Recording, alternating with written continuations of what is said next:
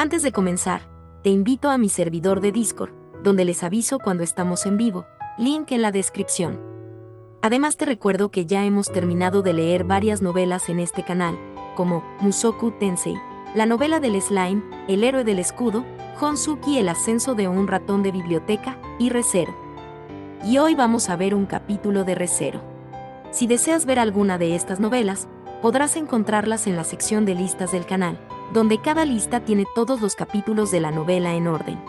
Por último, no olvides dejar tu like al video, para que lleguemos a más personas, y ahora sí, comencemos con este video tipo podcast, donde revisamos novelas ligeras, o sea novelas del anime, mientras juego a algo chidori.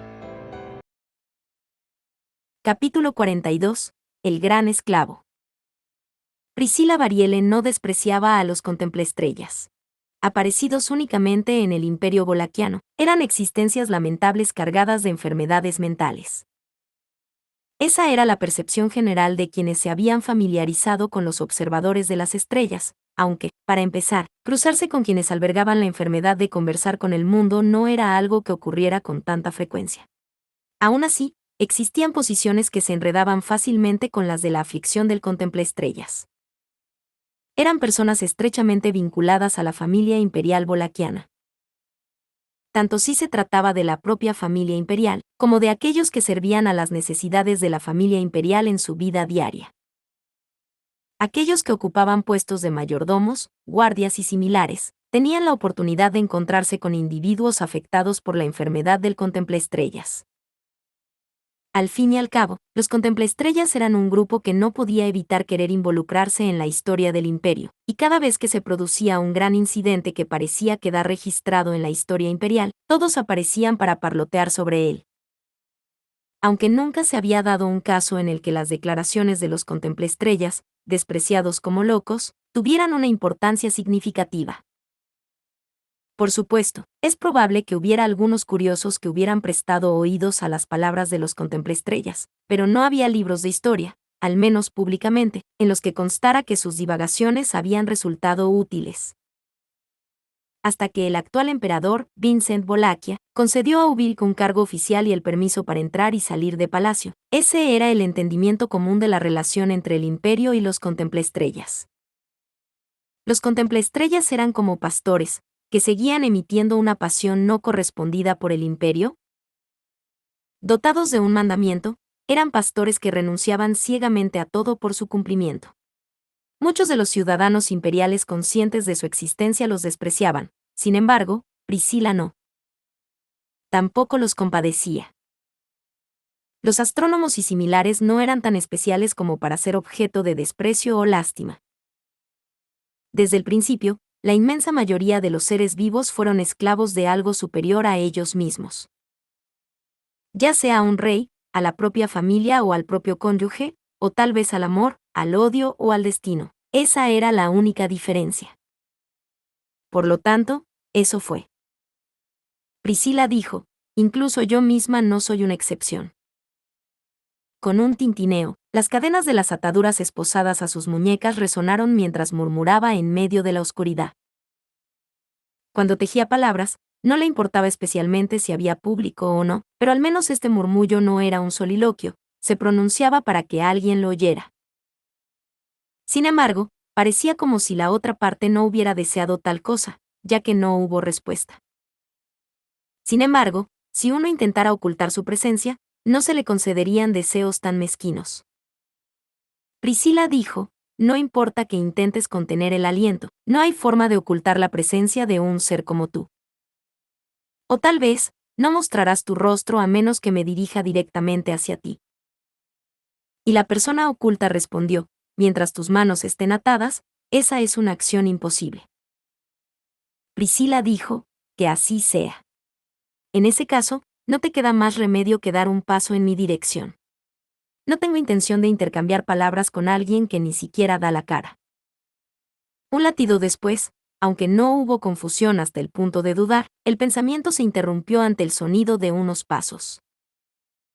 Poco a poco, acompañada por el sonido lento y resonante de las pisadas golpeando el frío suelo, una pequeña figura emergió de la oscuridad. La fuente de luz de la mazmorra era escasa y solo permitía percibir vagamente su forma. La capacidad de los ojos para adaptarse a la oscuridad tenía un límite. Mucho menos, cuando uno no se molestaba en cerrar uno de sus párpados para ajustar su visión a la oscuridad de la noche. Priscila dijo, no realices actos tan groseros como ocultarte en la oscuridad. Cuando hagas tu entrada, hazlo magníficamente a la luz. Y la persona respondió, verdaderamente una declaración orgullosa característica de ti misma. Precaución, requerida. Y, justo después de oír la voz sin emoción, una dureza distinta a la de los zapatos golpeó bruscamente el suelo de piedra. Un sonido agudo cortó el aire frío y, a continuación, una luz blanca azulada hizo retroceder con fuerza la oscuridad del sótano. En un instante, dentro de aquella luz, surgió un bello rostro blanco. De cabellos anaranjados y ojos carmesí, la belleza ataviada con un vestido rojo como la sangre, era Priscila Variele.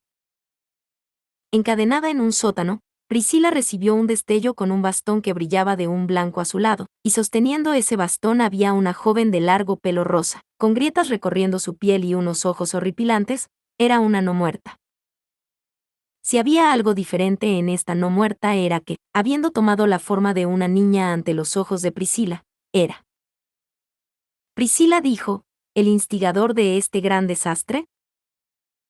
La chica respondió, no voy a negarlo, pero ¿dónde aprendiste ese término?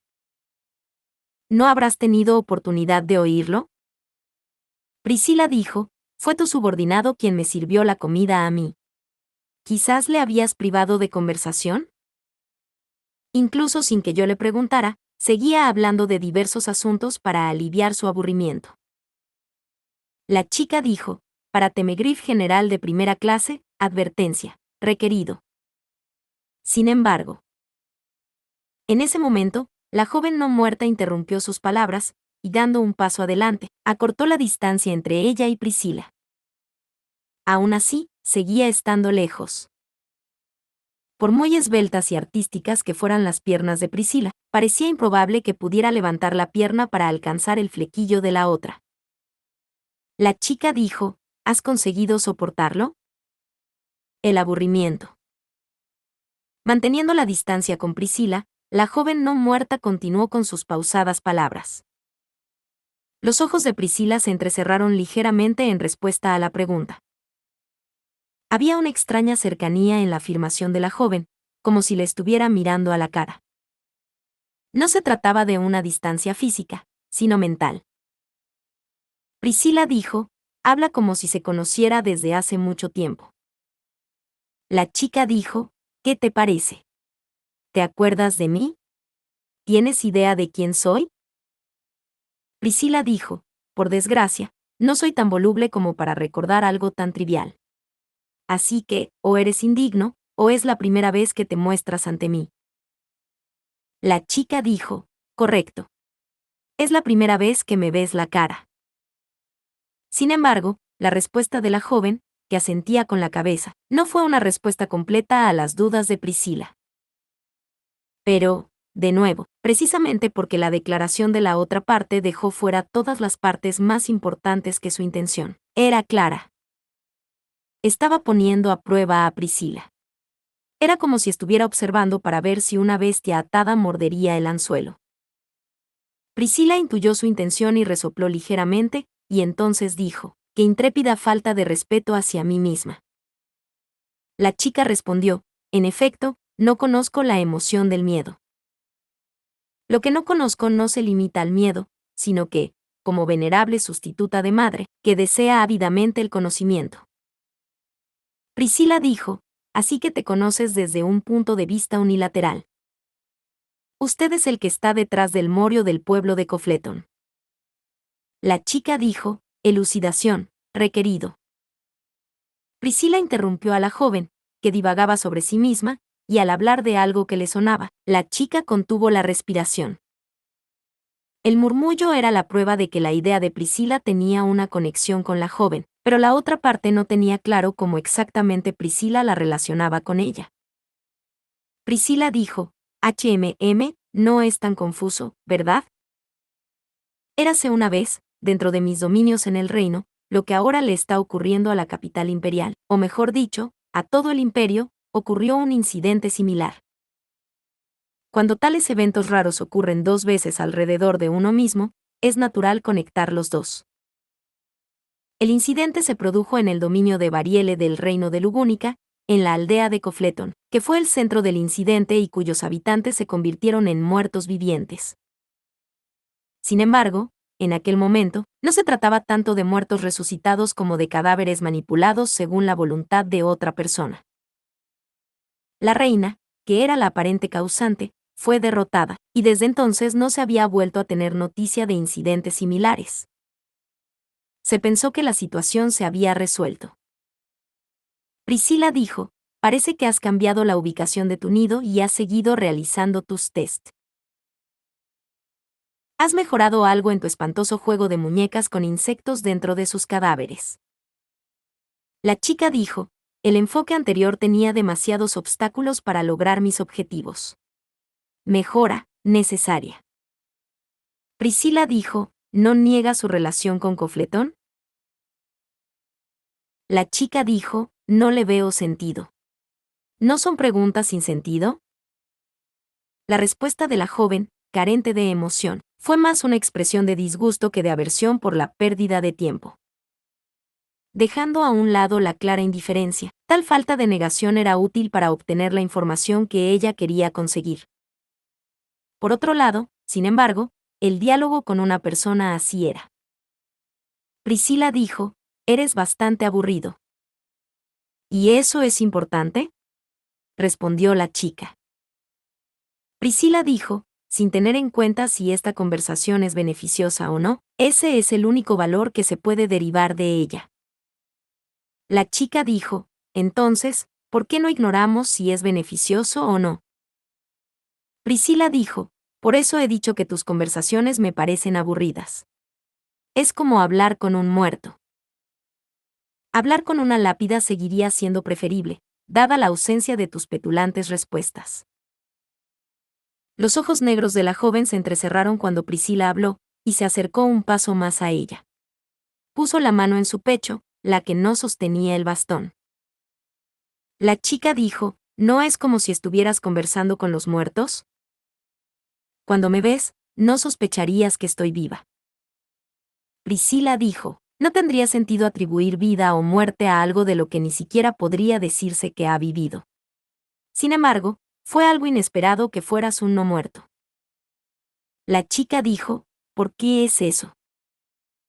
Priscila dijo, sería una apuesta poco inteligente que tú misma, la creadora del ritual, te convirtieras en una no muerta. Además, en el momento de tu muerte, la técnica que has tejido podría cortarse, y todos tus planes podrían quedar en nada. Naturalmente, podía tratarse de una preocupación infundada que dependía de información y pruebas de las que Priscila no tenía conocimiento. Sin embargo, dada la naturaleza de esta joven, incluso eso era muy cuestionable. A esta chica, en particular, le disgustaba la ineficacia y tenía propensión a no alcanzar cosas que estimaba que no tenían pruebas definitivas.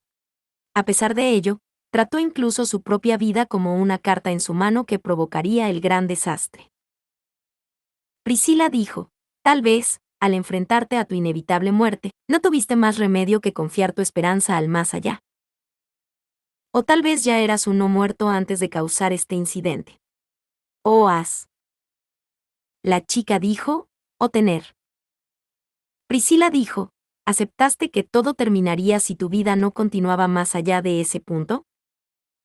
Adivinando las inexplicables verdaderas intenciones de la joven convertida en no muerta, Priscila barajó tres posibilidades.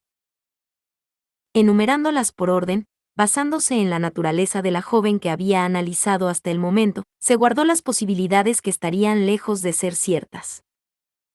Sin embargo, la chica dijo, admiración, requerida. Esta fue la reacción de la joven en respuesta a las especulaciones de Priscila cuando expresó lo que debería haber sido la posibilidad menos probable. En esencia, no significaba otra cosa que la joven había renunciado a los planes que había puesto en marcha alrededor de la época del incidente de Cofleton, más o menos al mismo tiempo que el final de su propia vida. Este hecho por sí solo bastaba para fruncir las hermosas cejas de Priscila, pero lo que lo intensificó aún más fue la reacción de la joven ante la veracidad de la afirmación. Con el rostro pálido y sin signos de vida, la joven sonrió como si las intenciones de Priscila hubieran sido comprendidas. En medio de la luz emitida por el bastón, al presenciar aquella sonrisa, Priscila arrugó aún más las cejas. Priscila dijo: «Por fin has demostrado que al menos tiene valor hablar contigo, prescindiendo de las ganancias». La chica dijo: «¿Ha cambiado algo?». Priscila dijo: «Si no puedes darte cuenta por ti mismo, permíteme que lo celebre por ti». La excesiva ironía que es el brote de una vida después de la muerte. Entonces, Priscila dejó de hablar, cerrando uno de sus ojos carmesí. Tras un breve momento de hermosa y preciosa contemplación, Priscila volvió a abrir el párpado cerrado. Y, con sus dos ojos carmesí fijos en el rostro de la joven, que había perdido la sonrisa. Priscila dijo: «No, no del todo. No brotó después de la muerte. ¿Tú, sacrificaste tu propia vida para probarlo?». La chica dijo: «No me quité la vida. La oportunidad se presentó de forma natural. Sin embargo, la especulación de que me enfrenté a una muerte inevitable no es incorrecta. Corrección requerida». En respuesta, los labios de la joven volvieron a esbozar una sonrisa, similar a la de antes. En esta clara reacción, Priscila pudo percibir claramente el ritmo de la vida. La presencia de emociones en el interior de la joven. Eran algo que no había existido en la joven hasta ahora. Y sin eso, los muertos no podrían resucitar como no muertos. Por lo tanto, la joven lo había demostrado con su propia vida. Podría haber tenido la cualificación para convertirse en no muerta, pero tenía que haber una razón para volver a colocar su alma en el recipiente de tierra y hacer que se aferrara a esta vida actual. Era una estrategia poco segura y difícilmente podía calificarse de eficaz. Priscila dijo: «Pero las emociones son las que llevan a esas elecciones, ¿no?». La chica dijo: «Eso es correcto». La joven, con la mano aún en el pecho, emanaba de ella una sensación de audacia. El vacío anterior, como si conversara con un muñeco sin sustancia, había desaparecido. En su lugar, lo que estaba presente era la tensión de enfrentarse a una presencia decididamente diferente e inorgánica. La chica dijo: «El plan en el reino se frustró porque la anterior yo lo subestimó. Sin embargo, puede que haya fracasado en convertirme en la bruja del reino, pero parece que he sido elegida para convertirme en el gran desastre del imperio». Priscila dijo: «Elegido, dices. ¿Es esa la razón por la que trajiste el desastre?». La chica dijo: «Corrección requerido. Ese no es el motivo. Es la base». A la pregunta de Priscila, hubo una respuesta decidida. Al escuchar la respuesta de la joven, las vagas sospechas de Priscila empezaron a tomar forma.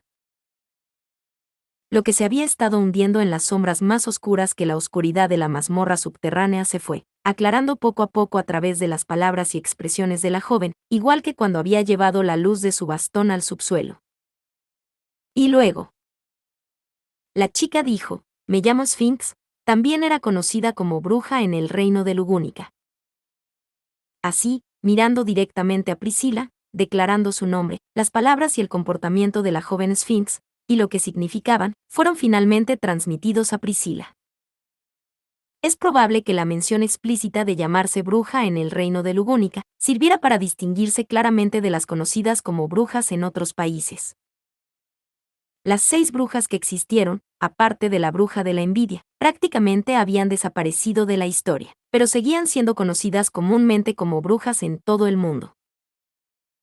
Sin embargo, si hubiera que limitar una bruja al reino de Lugúnica, solo una persona encajaría en la descripción. A través de la historia, era fácilmente discernible que esta entidad había participado en la guerra demi-humana. Sin embargo, lo que esta autoproclamada bruja, Sphinx, quería transmitir a Priscila no era una información trivial sobre su verdadera identidad. Lo que la bruja quería transmitir a Priscila era. Priscila dijo, la razón por la que superaste una muerte inútil y obtuviste el retoño de la vida como no muerto, es por mí misma. Eso fue una declaración de guerra, afirmando que Priscila era la razón por la que Sphinx se convirtió en el gran desastre. Separador.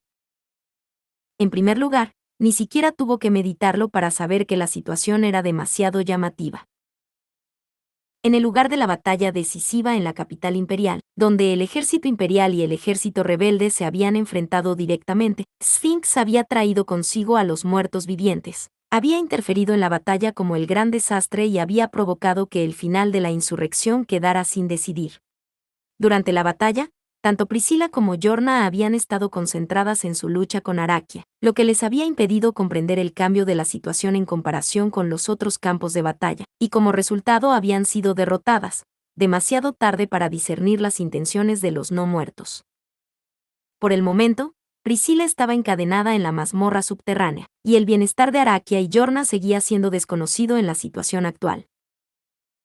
Durante la lucha con Araquia, la técnica de matrimonio de almas que Yorna había colocado en su interior aún conservaba sus efectos persistentes, por lo que no cabía duda de que Yorna había sobrevivido. Aunque no fuera así, Priscila se había resignado a ser retenida como prisionera a cambio de la seguridad de Araquia, que había perdido el conocimiento, y también de Yorna, que había quedado desconcertada por los muertos vivientes que habían aparecido. El acuerdo no habría podido establecerse si la otra parte no tuviera la intención de capturarla. Por lo tanto, el hecho de que Priscila estuviera encadenada a esta prisión en vida, así como así, era natural que la otra parte quisiera tener algo que ver con ella. Priscila dijo, me he imaginado que, seguramente, era Lamia la que tenía particularidades sobre mi vida. Sphinx dijo, la princesa Lamia Goodwin había accedido a perdonarte la vida. Estaba muy unida a ti. Incluso durante sus últimos momentos de vida. Priscila dijo, no pretendo compartir el tiempo entre Lamia y yo con otro. La interrumpió, considerando sin rodeos sus palabras como un mero asomo de curiosidad que existía para satisfacción momentánea. Ante la declaración de Priscila, Sphinx se limitó a decir ya veo. Ella lo había sacado como tema de conversación, pero su interés por el tema era probablemente inexistente. Esto era evidente para Priscila, que se había mantenido con vida incluso después de la segunda muerte de Lamia. Sphinx dijo, el apego es un fenómeno misterioso. Está demasiado influenciado por elementos que contradicen la racionalidad. A pesar de todo, me he esforzado por comprender resultados en los que la irracionalidad había prevalecido a veces sobre la racionalidad. Priscila dijo, ¿racionalidad o irracionalidad? ¿A cuál le has dado más importancia para el resultado de hablarme así? Sphinx dijo, me pregunto cuál será. Deliberación, necesario. Hacerlo es una acción que invita a la reflexión en sí misma. Mientras Sphinx le respondía, Priscila se preguntó si era consciente de ello. Independientemente de si era consciente de ello o no, a medida que Sphinx continuaba hablando con Priscila en este lugar, se producía un rápido aumento de las cualidades humanas de su habla. El agua de su conversación con Priscila se había vertido sobre su incipiente humanidad, dando lugar a un crecimiento significativo. Priscila se dio cuenta de lo que Sphinx había querido decir realmente con eso, y no había sido refutado cuando lo había expresado en voz alta. A juzgar por cómo Sphinx mantenía su actitud de no indagar deliberadamente más en el tema, podría decirse que la idea de que pertenecía al núcleo de sus motivos se afirmaba inequívocamente.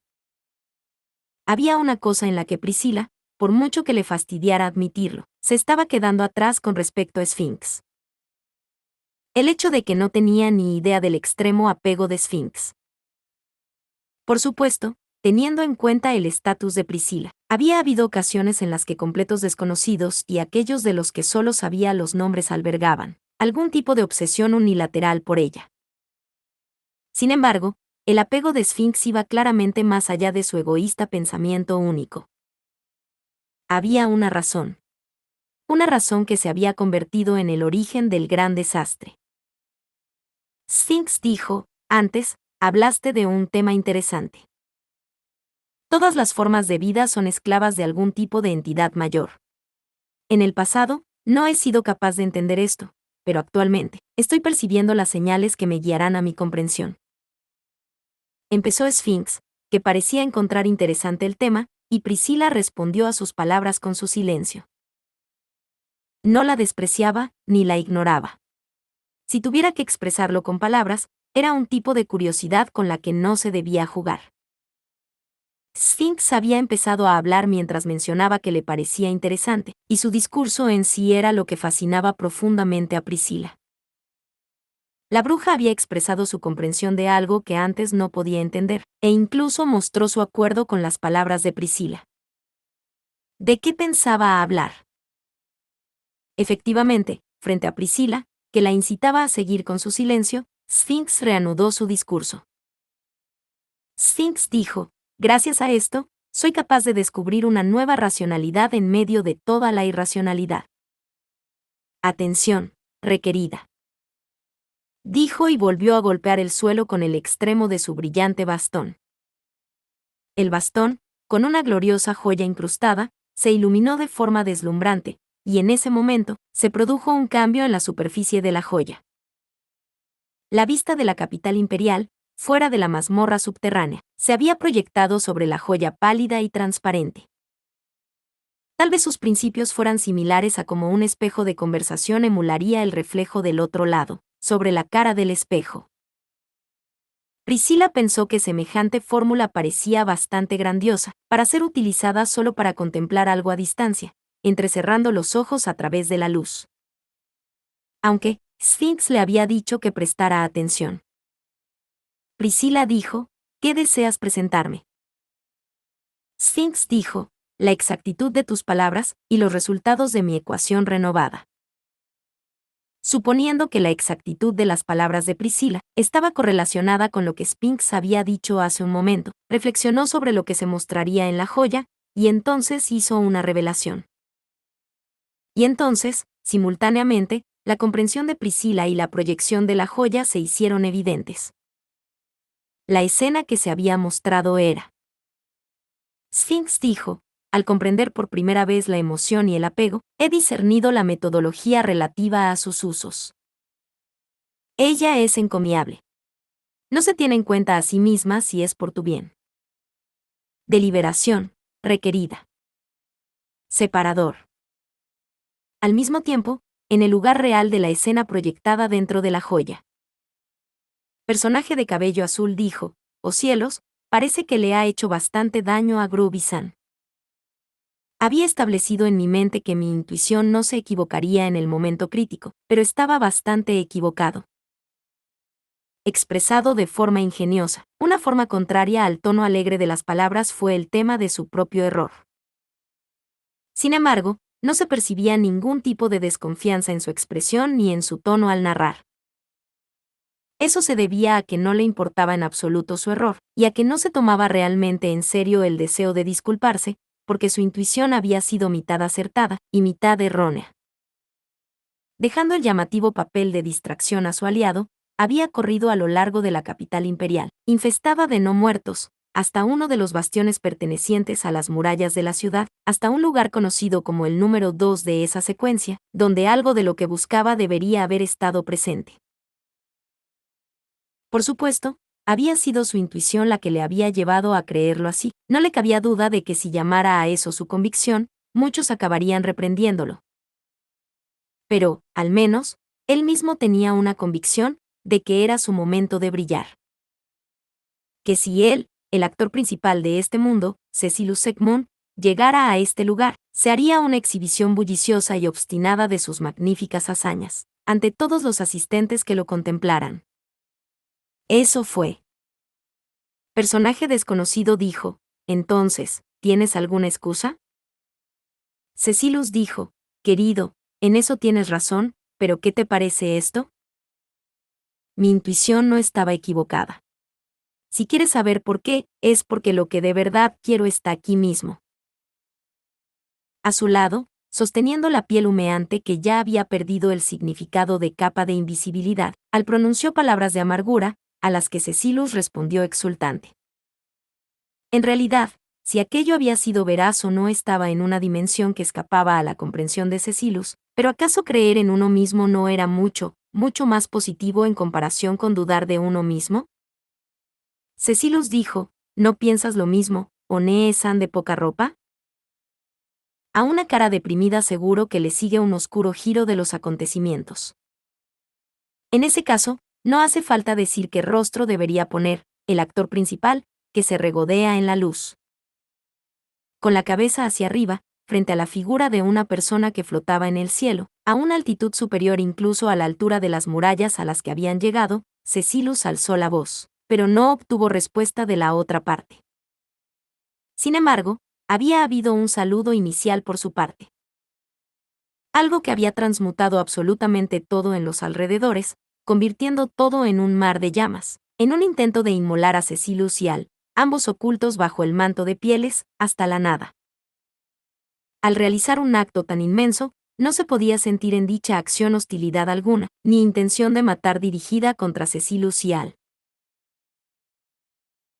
Lo único que había habido del esbelto cuerpo que dejaba al descubierto gran parte de su piel morena, habían sido simplemente las súplicas sollozantes de una joven, que había asimilado algo tan grande que parecía que estaba a punto de ser despedazada. No sabía qué tipo de circunstancias habían llevado a que esa cosa entrara en ella, pero... Cecilus dijo, supongo que probablemente comió algo que le cayó muy mal. Esa extraña sensación de hace un momento. ¿Qué era?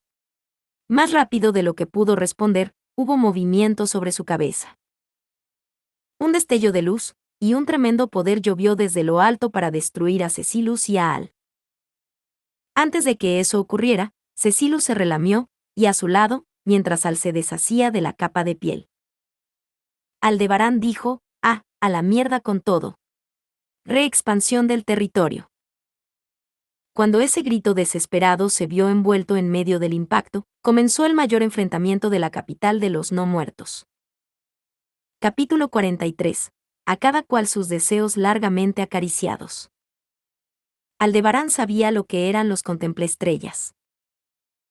La persona que había informado a Aldebarán de su existencia, en el pasado, era un ser conocedor de casi todo sobre este mundo, que sin embargo seguía codiciando lo desconocido con avidez.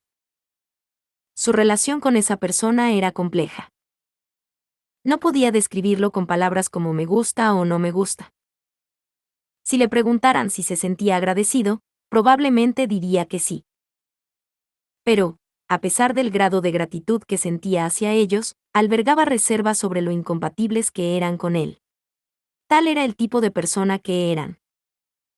En cualquier caso, independientemente de quien le hubiera enseñado esos conocimientos, conocía las circunstancias de los contemplaestrellas.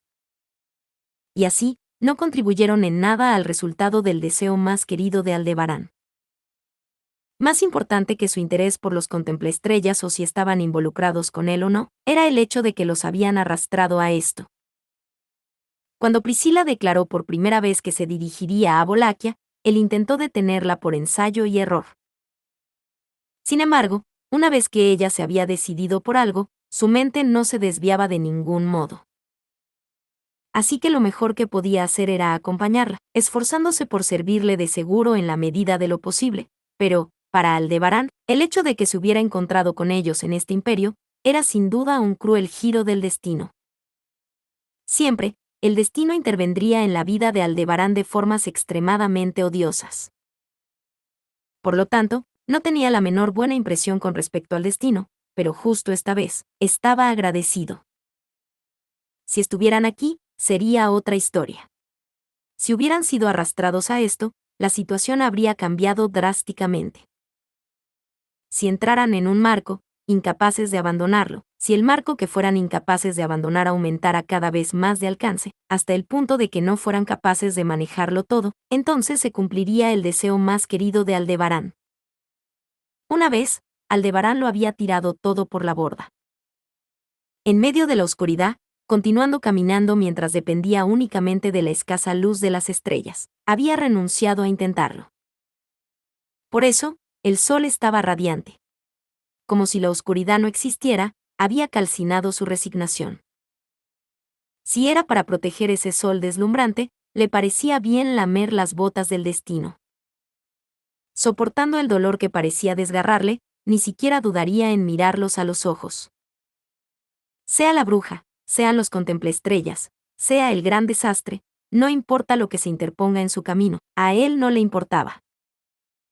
Es solo que, te lo ruego, así que por favor, no te metas en mi camino. Separador. En total, 22 veces.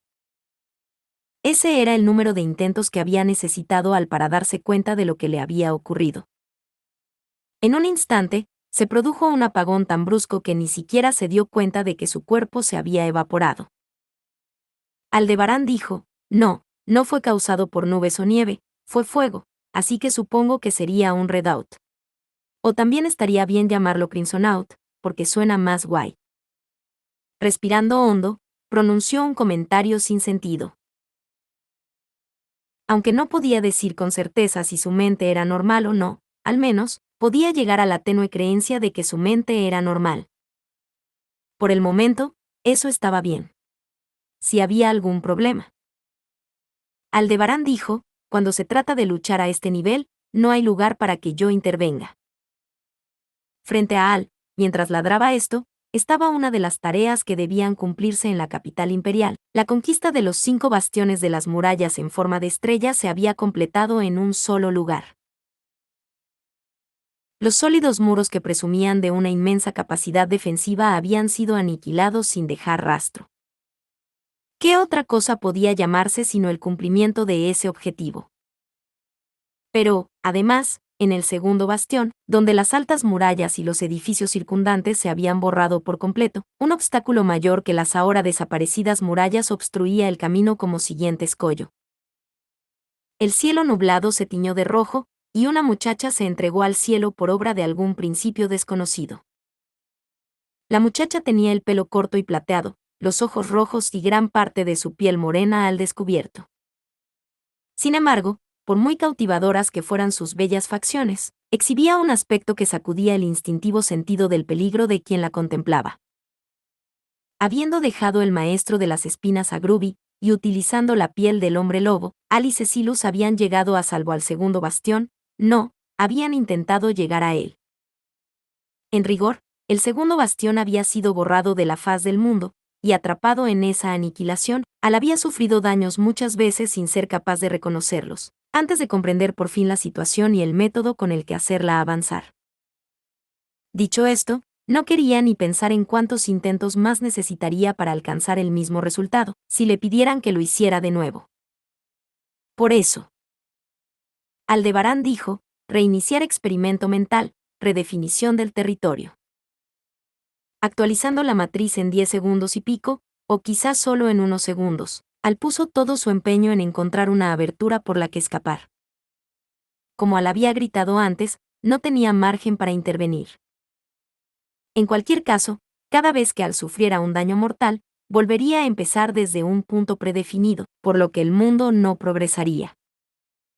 Sería otra historia si Cecilus pudiera recoger a Al y dejarle escapar de la zona letal junto con él, como aquella vez con aquel francotirador, pero... Cecilus dijo, lo siento, Al-san, pero mi intuición me dice que este es mi momento de brillar y que cuidarte estropearía mi estado. Dicho esto, Cecilus renunció rápidamente a proteger a Al y desafió a la chica en el cielo. Araquia. ¿Cuántas veces la había visto ya a Al? Echando la vista atrás, su relación se había ido deteriorando constantemente. Cuando él era gladiador en la isla de los gladiadores, había luchado junto a ella cuando aún era una niña. Después, se enfrentaron como enemigos en la ciudad fortaleza de Guaral. Y ahora, ella lo estaba vaporizando en la capital imperial. Pero, aparte del punto de vista de un tipo de mediana edad que se la había encontrado varias veces, como había dicho Cecilus, se podía entender que Araquia no estaba en su estado habitual con una sola mirada. Araquia se retorcía en el aire, y su estado era evidentemente anormal.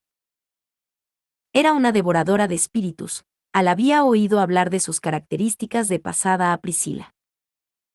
En realidad, había podido verla transformarse en fuego y agua con sus propios ojos, pero esto iba claramente en contra de esos precedentes. A diferencia de cuando asimiló su cuerpo con agua, o cuando se elevó con parte de su cuerpo convertido en llamas, el aspecto actual de Araquia parecía a punto de ser devorada por una enorme luz blanca desde dentro hacia afuera. Como si sobresalieran del interior de su esbelto cuerpo marrón, cristales translúcidos teñidos de un amarillo pálido parecían crecer directamente de su piel uno tras otro. La forma más pura de las piedras mágicas se conocía como cristales mágicos, y rodeaban todo el cuerpo de Araquia. Si hubiera podido mantener la compostura, habría parecido que la aparición de Araquia era otra muestra de su poder como devoradora de espíritus, pero los ojos rojos de Araquia no reflejaban claramente nada en el mundo, y con las lágrimas brotando de su nublado ojo izquierdo, sus labios soltaron un dolorido grito de auxilio. Nadie consideraría esta situación como normal o como algo que la propia Araquia deseara. Si un niño gritara con la boca abierta y le brotaran lágrimas de los ojos mientras golpea repetidamente a alguien, aun suponiendo que cerraran los ojos, se taparan los oídos y se cubrieran la piel, seguirían sabiendo que el niño estaba llorando a pesar de todo. Eso era exactamente lo que Araquia estaba haciendo ahora. Aldebarán dijo: «No me digas que vas a decir que no puedes dejar solo a un niño llorando». Al límite de sus fuerzas y tratando por todos los medios de huir de la ruina, gritó desesperado a Cecilus, que corría hacia ella. Al oír esto, Cecilus no miró hacia atrás, sino que sacudió los hombros de un modo que dejaba claro que se había reído. Cecilus dijo: «Las lágrimas de las mujeres y los niños pueden ser el instigador para poner en movimiento una historia. Así que es natural que no pueda pasarlas por alto, pero no es el caso aquí». Aldebarán dijo: «Entonces». Cecilus dijo: «Pero, tengo asuntos con esas lágrimas». Inmediatamente después de hablar, Cecilus saltó a la velocidad del rayo, utilizando un trozo de escombro derretido como punto de apoyo. En los alrededores, las barricadas que se habían erigido para proteger el segundo bastión se habían derretido, manifestando la apariencia de un infierno lleno de magma. Si uno hundía descuidadamente el pie en el magma, el daño sufrido sería mucho mayor que un simple resbalón, y la parte hundida se incineraría al instante, dejando una cicatriz que no volvería a verse jamás. La fuente de Al era el mismo. Pero, Cecilus saltó a la zona que se había convertido en un jardín de magma, aprovechando al máximo los limitados puntos de apoyo para acercarse a Araquia, que flotaba en el cielo.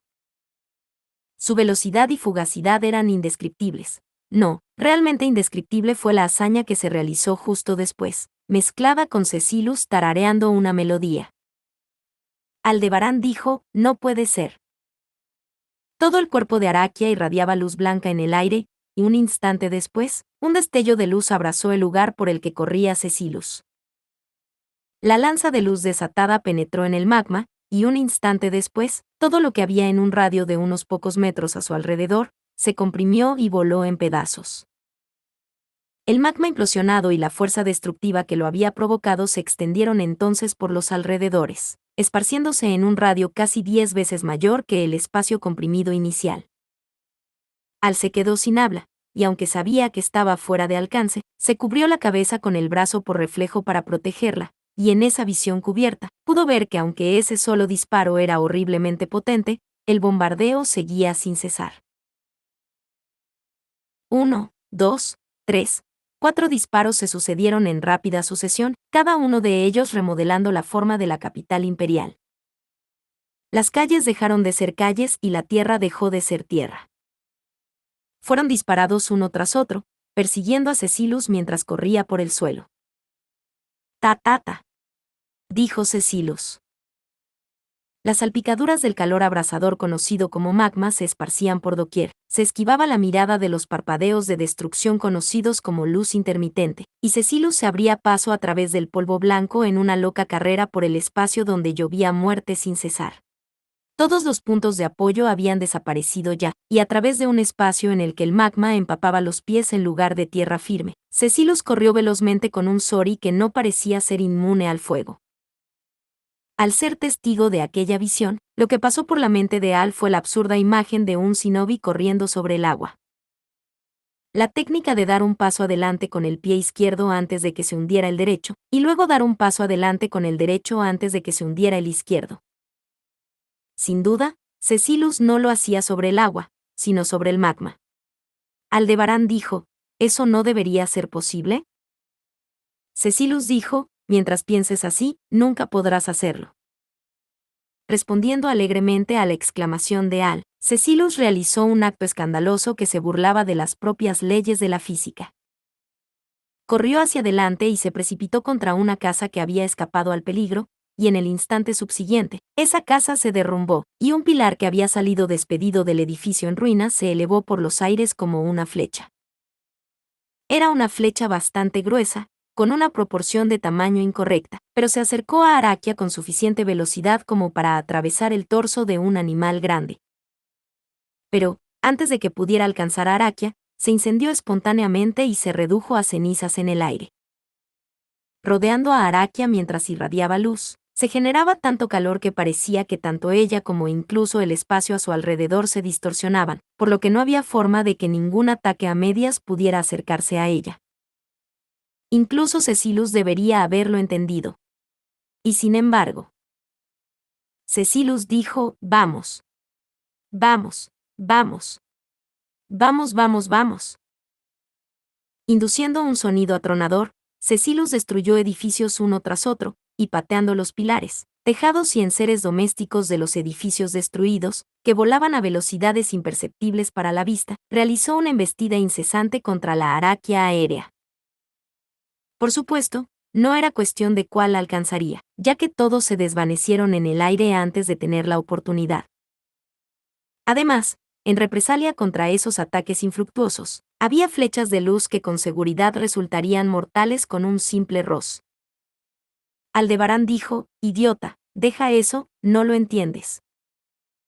Si atrae su atención imprudentemente, vamos a... Y Cecilus respondió, ¿qué estás diciendo, Alzan? Más bien, es todo lo contrario. Es absolutamente necesario que atraiga toda su atención hacia mí.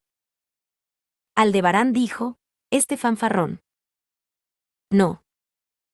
Cecilus seguía contribuyendo a la destrucción de la escenografía de la capital imperial, voluntariamente a los edificios, e incidentalmente al resto de los alrededores. Intentando reírse de su habitual declaración de actor principal con una frase sin gracia, Al se dio cuenta.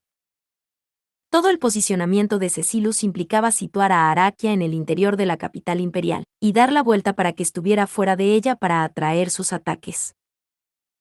Es decir, era una batalla sin ataques dirigidos hacia el interior de la capital imperial. Al comprenderlo, Al comprendió también lo que Cecilus quería decir. Cecilus dijo, ahora mismo esa mujer no tiene ni conciencia ni racionalidad.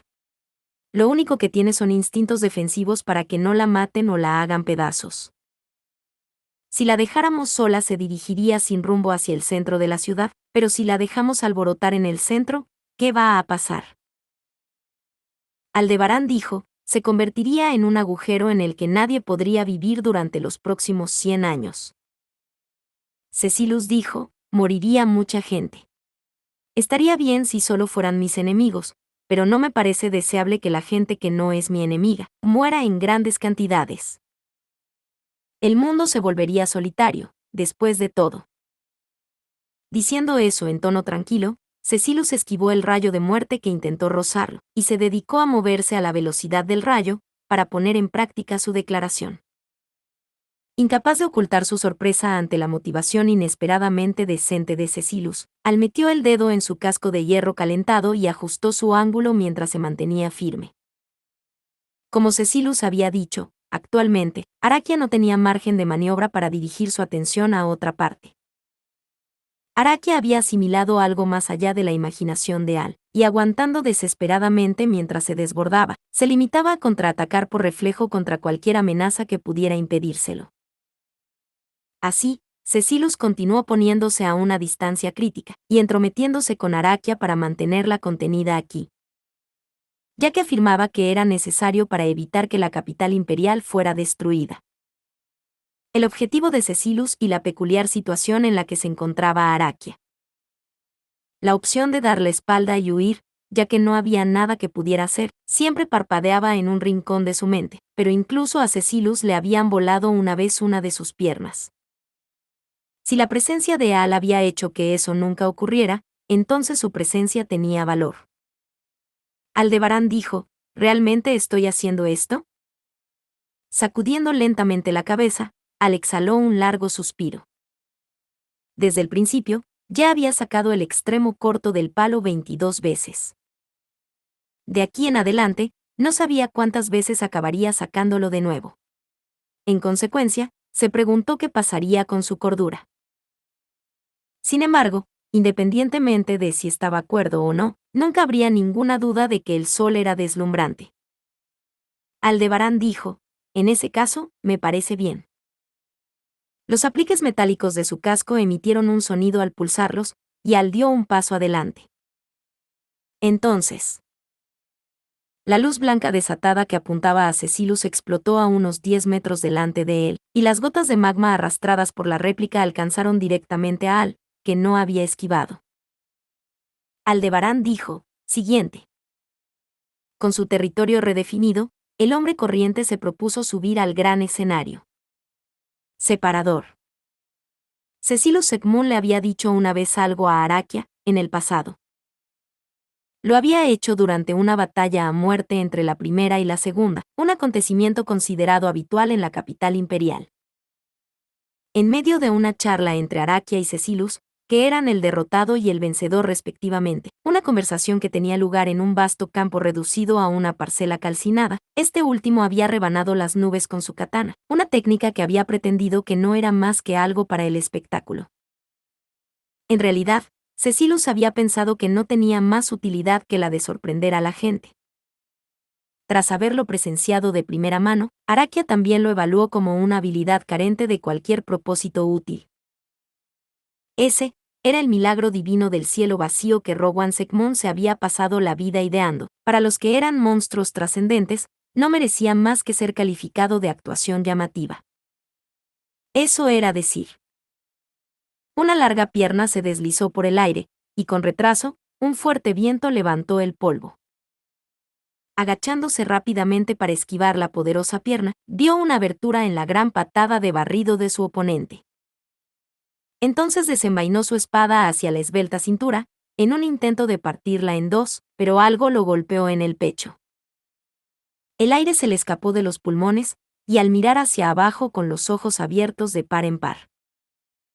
Lo que le había hecho crujir el esternón eran las múltiples colas que crecían de la retaguardia de la mujer que había soltado la patada.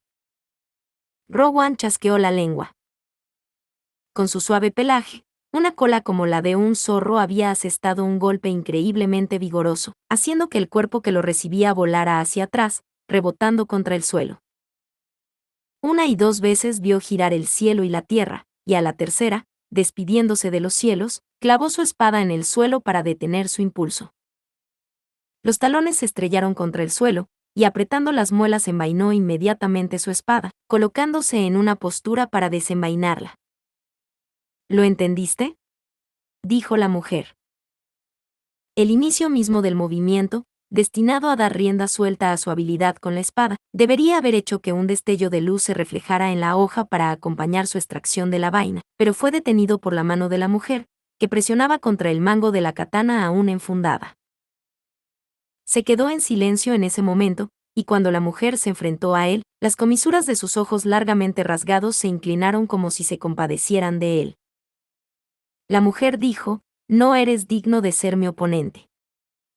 Rowan dijo, «Oh». Como para cortar esa lástima, en lugar de desenvainar la katana inmovilizada, con la empuñadura fijada como un ancla, tiró de la vaina, giró media vuelta, y le clavó la vaina forjada con el hueso de una mabestia en un costado de la cara. La fuerza, el ángulo, la respuesta del golpe, todo le decía que había sido más que suficiente para pulverizar el cráneo humano. Sin embargo, fue la vaina la que se hizo pedazos. La mujer zorro, que se hacía llamar Iris, no mostró ningún signo de dolor en su expresión. Pero, al levantar la mano que había estado sujetando el picaporte, sus labios, en los que aún quedaba piedad, temblaron.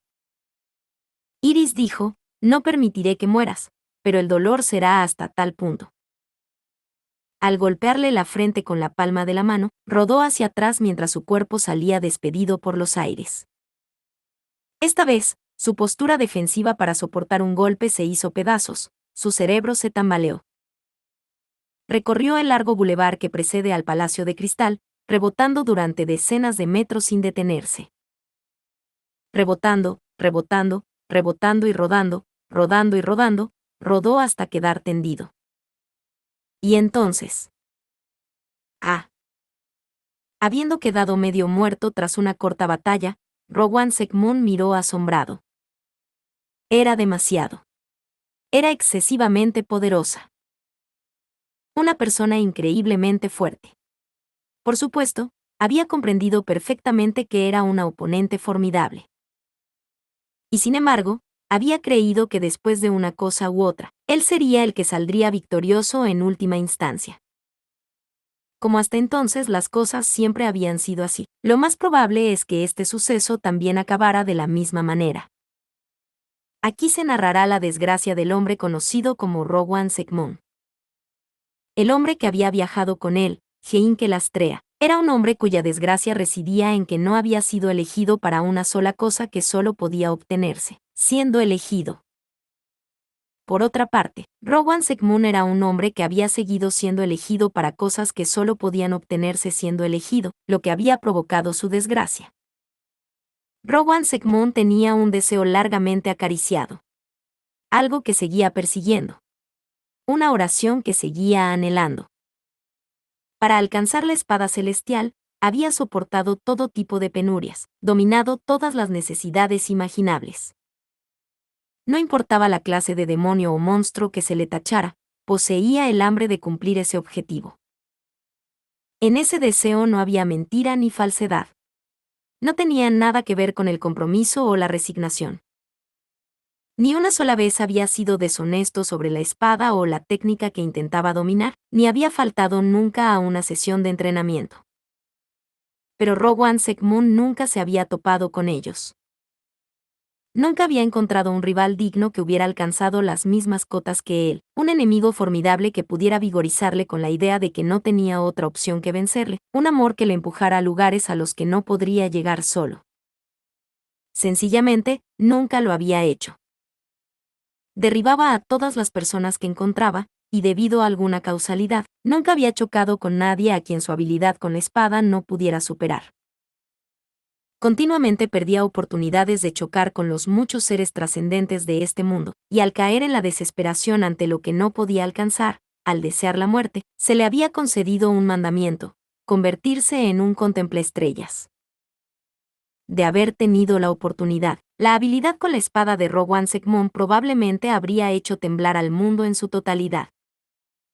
Pero, desprovisto de un rival digno, desprovisto de un enemigo formidable, desprovisto de un ser querido, Rowan seguía estando solo.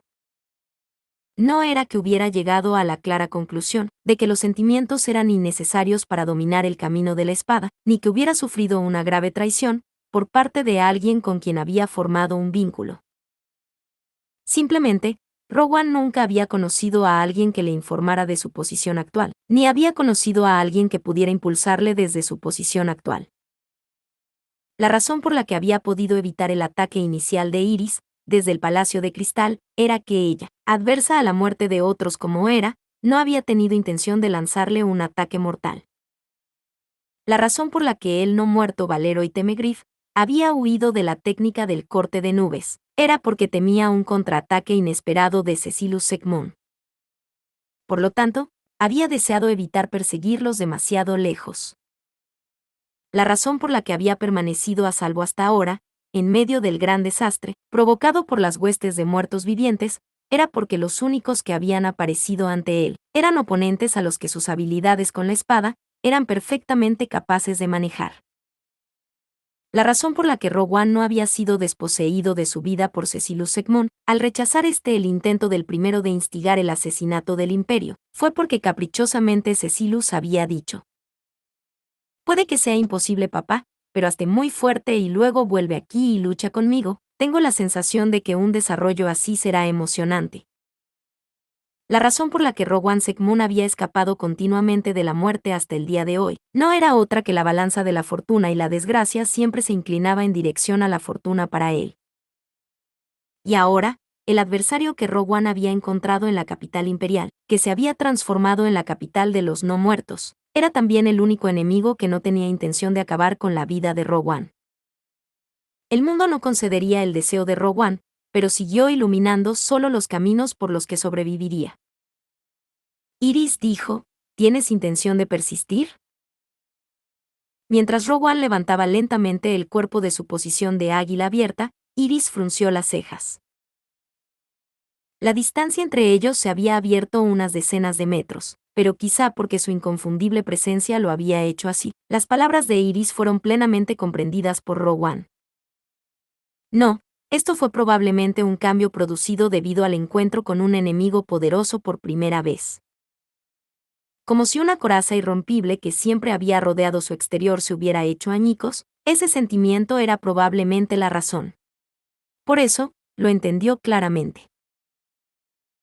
Cuando Iris fijó su mirada en él desde el frente, el poderoso maná del que estaba revestido todo su cuerpo, su colosal magnitud fue comprendida por él sin ningún género de dudas, al igual que el resultado de la confrontación directa que había tenido lugar apenas un instante antes.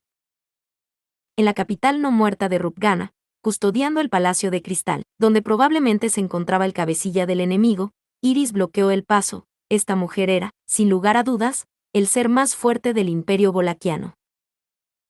Alguien con quien ni siquiera Cecilus, ensalzado como el primero de los 9 generales divinos, era rival. Rowan dijo, «Caja, qué suerte, qué suerte. Qué buen día ha sido». Al percibirlo a través de su experiencia, Rowan enseñó los dientes y sonrió, mientras en su mente resonaba un sonido parecido al de su hijo cantando en voz alta.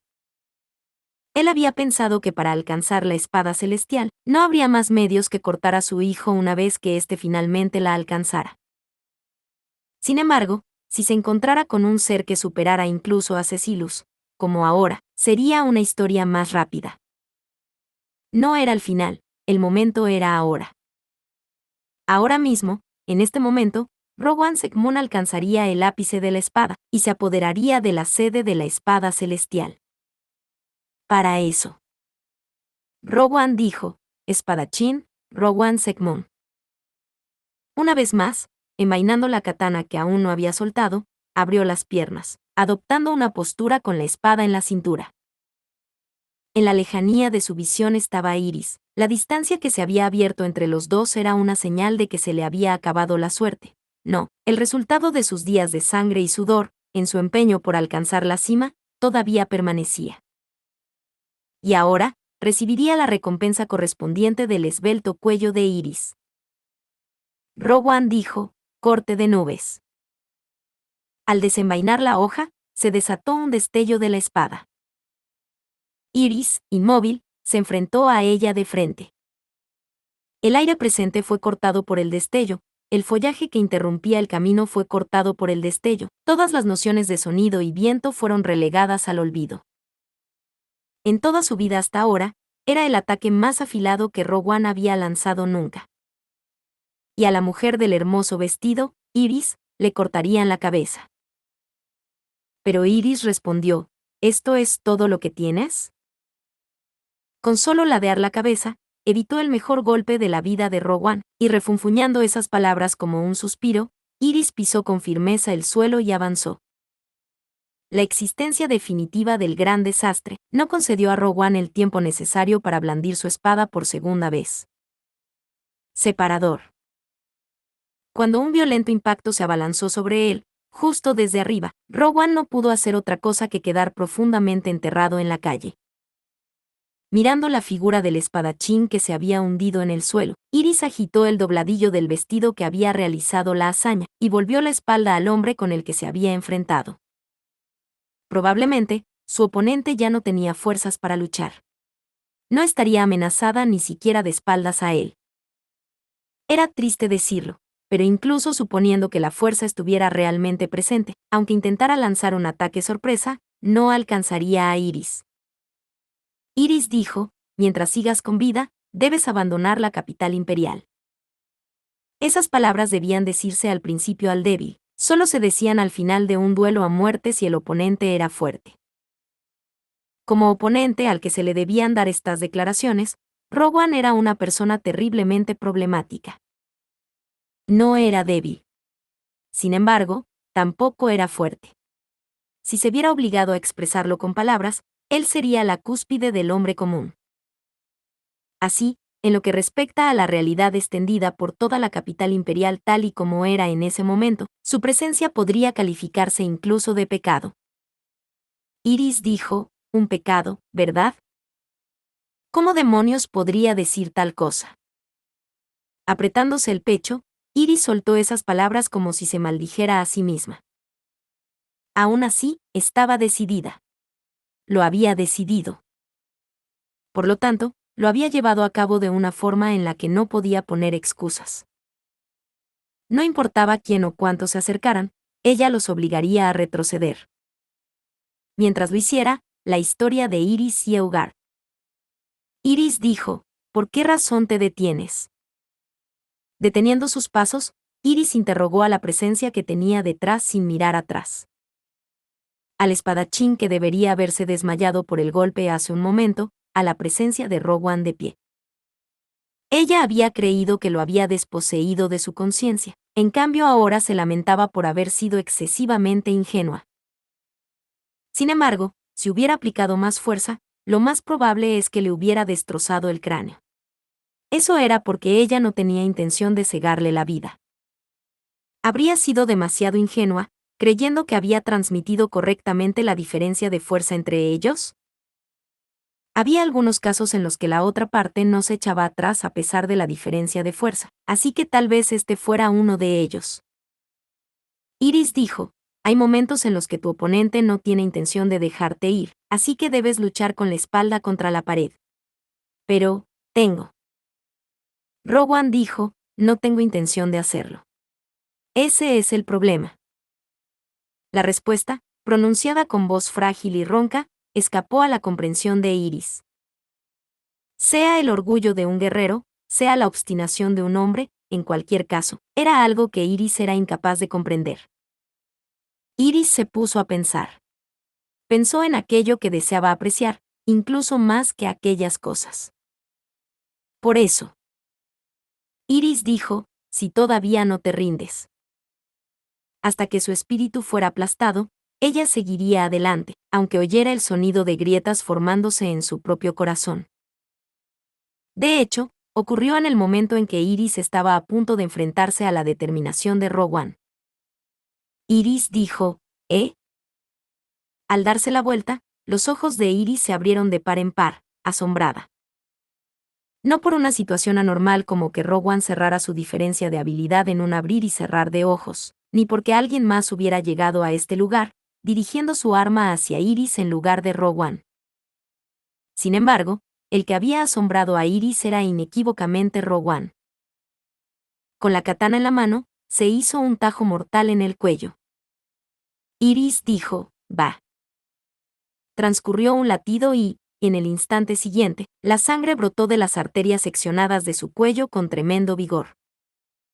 El bulevar se tiñó de sangre a borbotones ante sus ojos, la esencia de la vida brotó del cuerpo de Rowan Segmon, siendo absorbida por el suelo. Iris dijo, ¿por qué? Testigo de una escena salvajemente más allá de su comprensión, con ese jadeo un aliento escapó de los labios de Iris. Al ver el estado de Iris, los ojos de Rowan se abrieron de par en par con un brillo maníaco mientras la sangre brotaba de su cuello. Y mientras esa sangre subía por su tubo digestivo, brotando por las comisuras de sus labios, sonrió. Y sonriendo, dijo, incluso si muero, yo voy a... A mitad de sus palabras, los ojos azules de Rowan se pusieron en blanco, y tras dilatarse sus pupilas, se desplomó. Al percibir que no se trataba de una pérdida de conciencia, sino de una pérdida de vida, Iris se acercó rápidamente, intentando extender sus manos hacia el hombre en un intento de, al menos, salvarle la vida. Sin embargo, sus manos no alcanzaron el cadáver del hombre. La razón de eso era: voy a alcanzar la espada celestial. Voy a alcanzar la espada celestial. Recién muertos, varios Rowan Segmonts no muertos se abalanzaron desde todas direcciones al unísono, lanzándose sobre Iris mientras ésta corría. Separador de cambio de escena. Cuando el aliento desatado del dragón corrió por el paisaje urbano de la capital imperial, acercándose a él, no había muchas cosas que Heinkel pudiera hacer.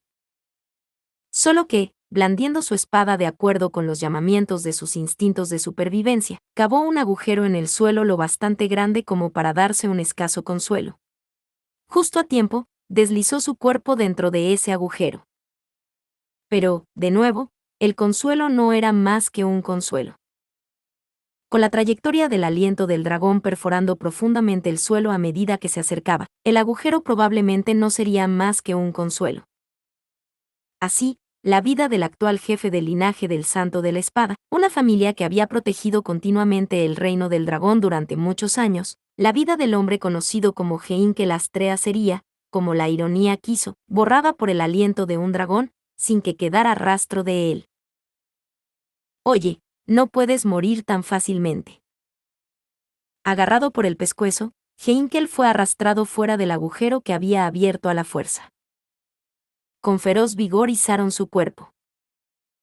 Inmediatamente después, un olor a quemado, el del aliento del dragón que había abrazado el mundo, pudo ser percibido por él. Heinkel gritó, «¡Wow, uwa!». La vista le daba vueltas, la sangre le brotaba de la frente rota, los jugos gástricos le salían por las comisuras de los labios, el contenido de su cuerpo se esparcía sin ningún impedimento. Y tras experimentar la sensación de estar a flote, cayó al suelo. En un estado tal que no podía adoptar una actitud defensiva ni siquiera adecuada, estiró las piernas, apoyó los brazos en el suelo para elevar el cuerpo y miró a su alrededor. La razón por la que, por reflejo, había dejado escapar un gemido, era porque había sido testigo de la desastrosa escena, en el lugar en el que había estado apenas un momento antes. Acariciado por el aliento del dragón, un vapor blanco estaba siendo emitido desde la zona, que había sido completamente borrada. Si su huida se hubiera frustrado, lo más probable es que él también se hubiera convertido en una porción de ese vapor blanco. Personaje no revelado dijo, para facilitar la entrada del capitán y los demás, se suponía que mi asombroso yo arrasaría el sur y llamaría su atención, pero... ¡ja! No puedo creer lo que ven mis ojos. Heinkel, ah. Personaje no revelado dijo, pensé que huiría seguro, pero seguro que tienes agallas, ¿no? En medio de su aspereza, el elogio estaba ciertamente presente en aquella voz. Una vez que Heinkel se volvió hacia el lado donde estaba su origen, allí de pie estaba la figura de la persona que le había arrastrado. Había suficiente iluminación detrás de él como para que Heinkel no pudiera contemplar su rostro con claridad. Aún le zumbaban los oídos por el impacto de la cola del dragón, así que no sabía si aquella voz le resultaba familiar o no. Pero, como para decir que todas esas cosas no importaban, la persona rechinó los colmillos y siguió adelante. Detrás de Heinkel, arrodillado en el suelo, se movieron para enfrentarse al colosal dragón de las nubes, con su mirada fija en ellos dos. A continuación, esa persona golpeó con fuerza sus puños contra su pecho, y entonces dijo: «Te echaré una mano, abuelo. Nadie puede levantar la piedra de Caín solo, ¿verdad?».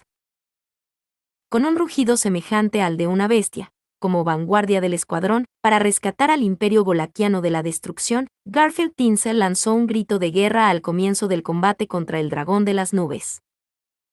Fin. Muchas gracias amigos por acompañarme en este streaming y nos vemos en el siguiente.